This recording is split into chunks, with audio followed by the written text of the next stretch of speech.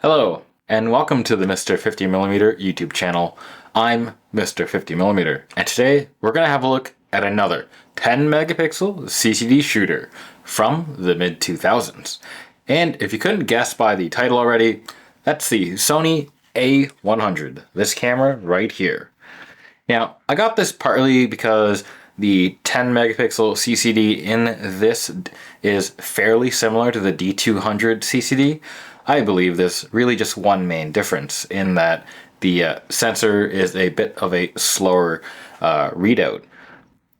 So what I'm really trying to say is that I'm gearing up to compare the differences between color science. Maybe. However, for this video, I'm going to just review this A100. So let's get into it.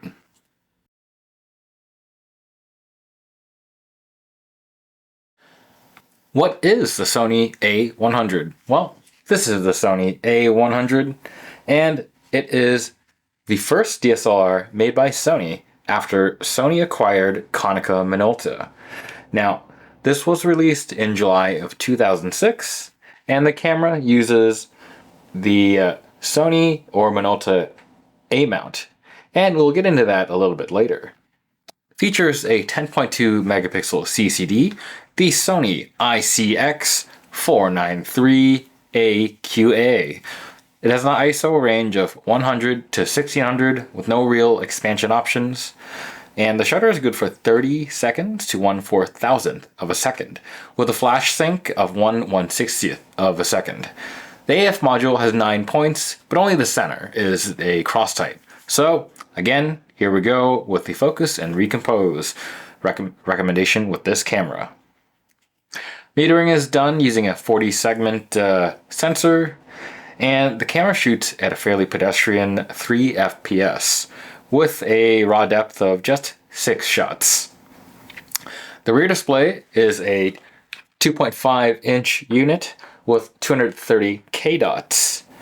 And the camera does have a pop-up flash, which you just pull up like this. And there you have it. And another thing. See this switch here? That is a switch to enable image stabilization. So this camera has IBIS, or built-in stabe, as the cool kids are saying. The camera weighs in at 648 grams, and that's with the battery in place, approximately 0.65 plena. Now, when the camera was introduced, this camera ran at $899 USD, or in now dollars, $1,400 USD, or about 1,910 Canadian beaver bucks. Oh, and one last thing, of course, this camera uses CF cards.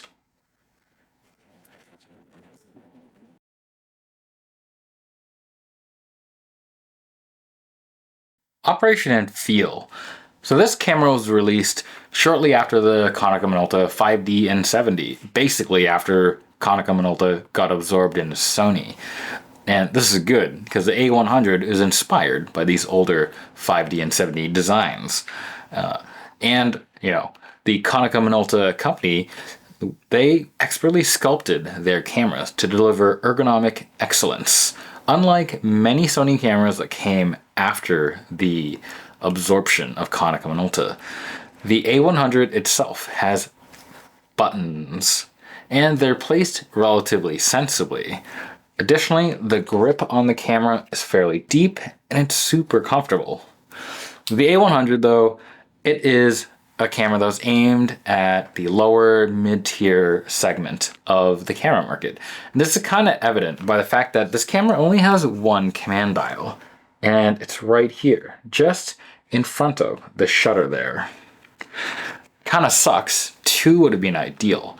However, this is kind of mitigated by generally how well the other buttons are placed on the camera, so you can still generally manage to do a lot of things with your one hand, or minimal two-handed operation. Now, you might have noticed that on the top of the camera, aside from your PASM and mode dial, you had another dial here.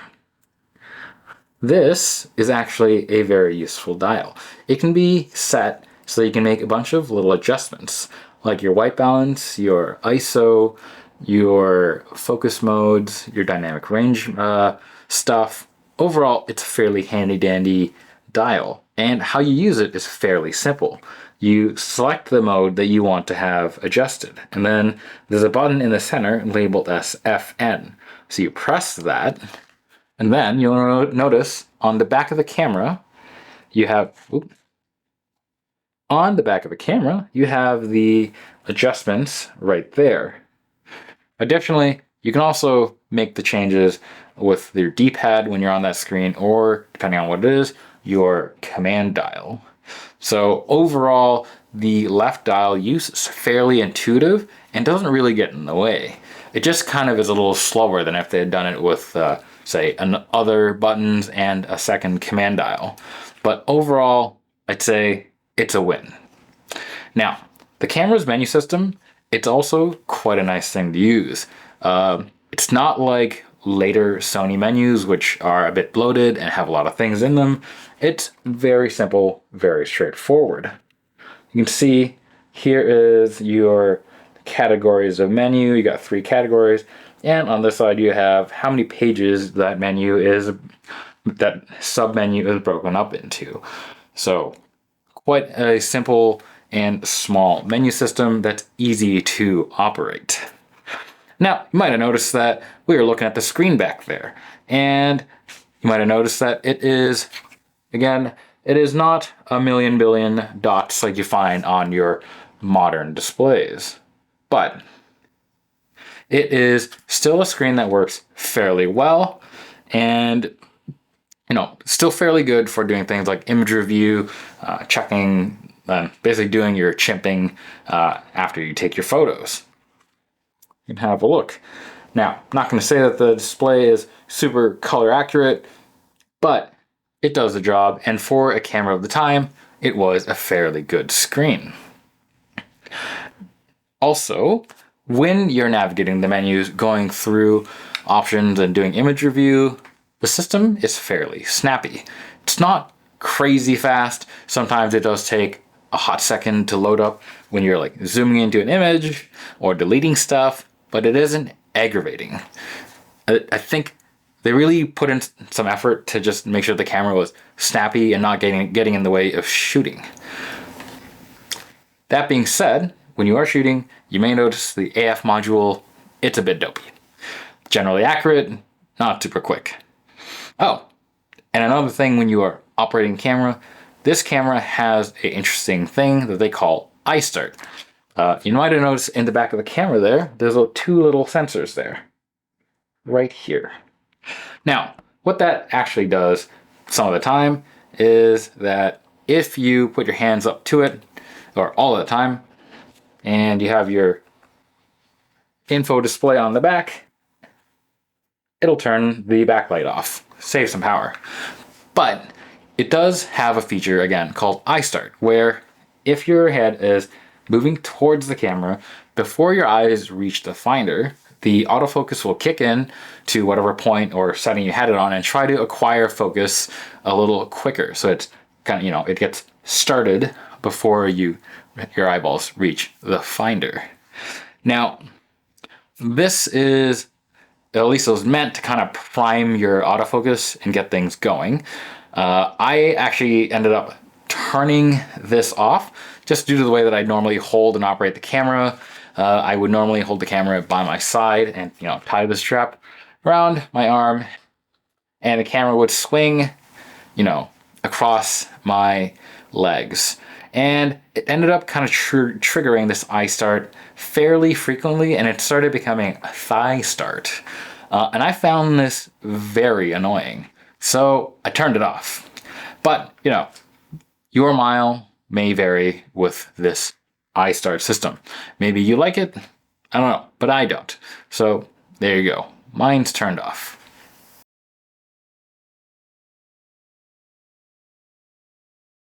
The shooting experience. So the camera does sport a CCD sensor. So that means a couple things. It renders images a bit differently to CMOS, maybe. Well, check out my video on that. The high ISO I found on the A100 was actually not super good, even by my standards, where I tend to think that a lot of older cameras, high ISO is kind of fine. But I would say that overall the output from the A100 was generally more noisy than, say, the D200, which had, again, a very similar sensor. However, I did still find that files still tended to clean up relatively fine on modern software. But when shooting this camera, I did prefer to keep the ISO a little lower than I would on other cameras, usually between 100 and 400, with 800 being something I would push if I really wanted to, get the higher shutter speeds. Now, generally try to avoid 1600. Again, when it comes to resolution, 10 megapixels, still very sufficient, nice to look at on a big display, a 4K display, and it leaves you with a bit of cropping space and the files won't make your computer cry.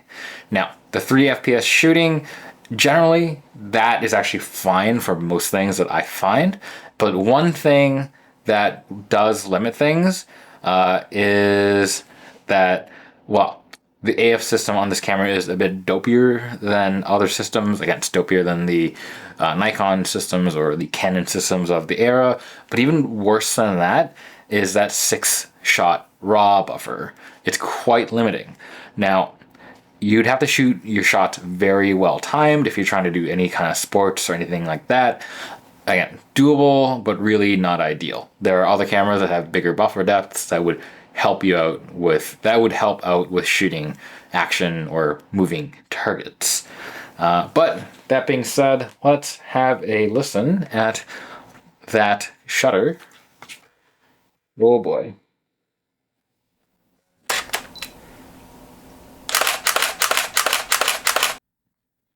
And there we have the buffer depth being reached. But aside from that, frankly, slightly sad buffer, the sound of the shutter is pretty great.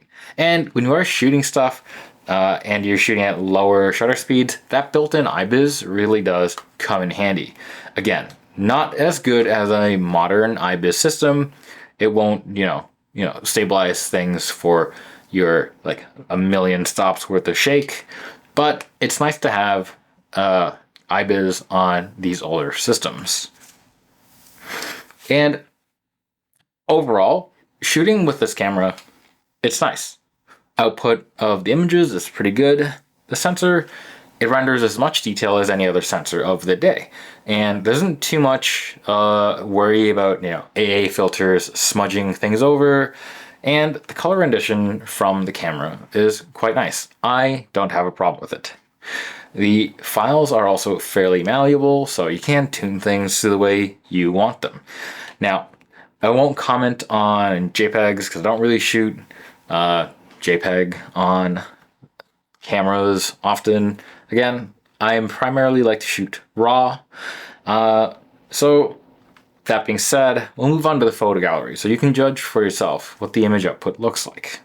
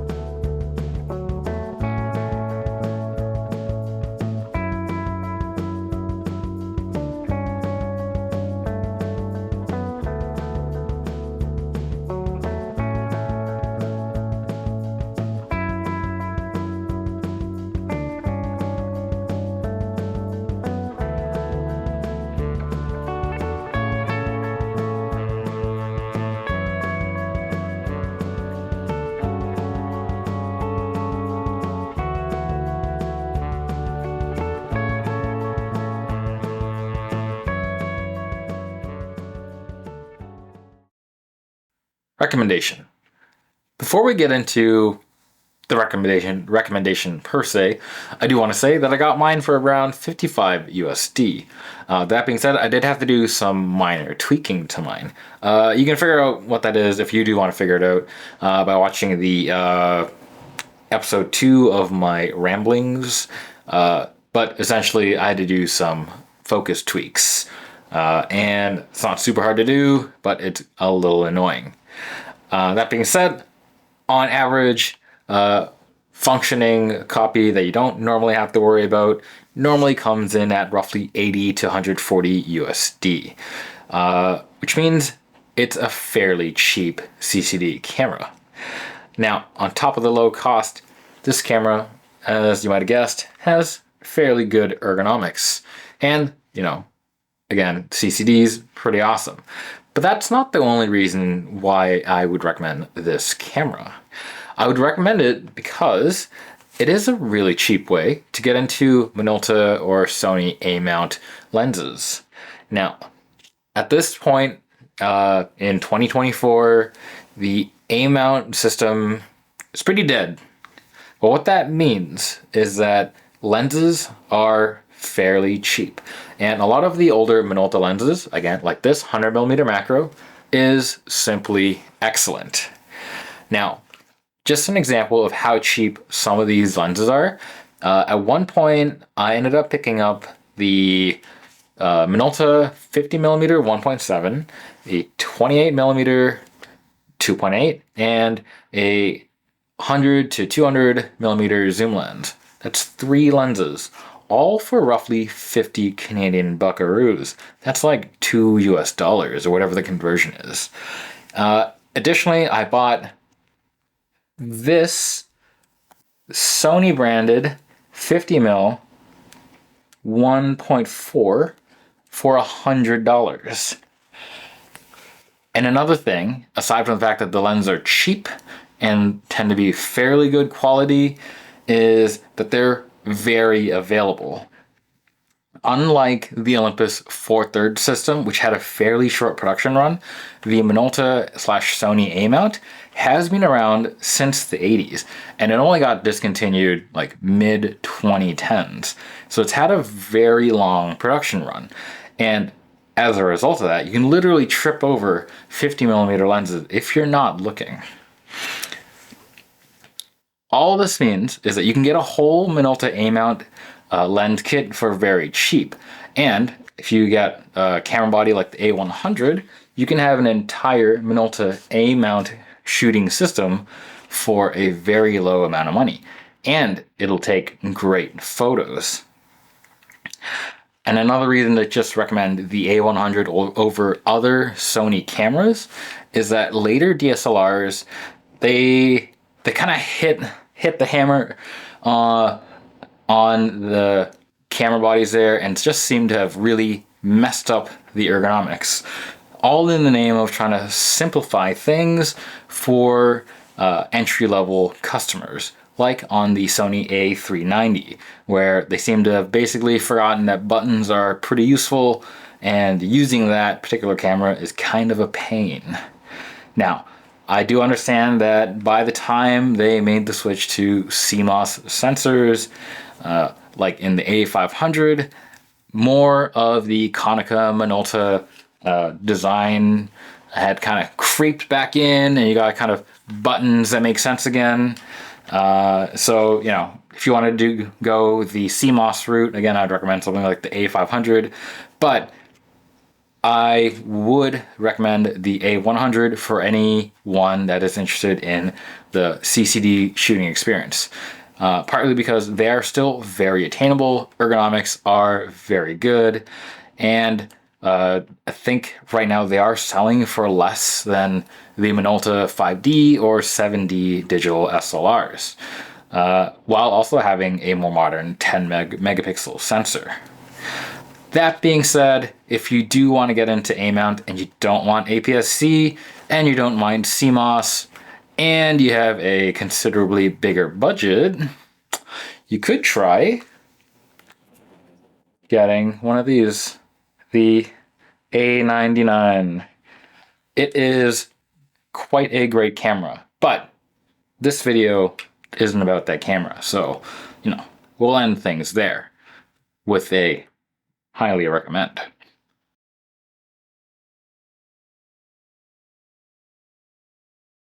To conclude, the A100 is an excellent CCD shooter. It handles well, and it opens up the world of the dead Sony A mount. Dead, plentiful, and cheap A mount. And like I said, I highly recommend this camera. But what do you think of the A100? Do you have one? Or do you have another one of the A-mount cameras? Let me know in the comments below. And don't forget to like, comment, and subscribe. Till next time. Bye.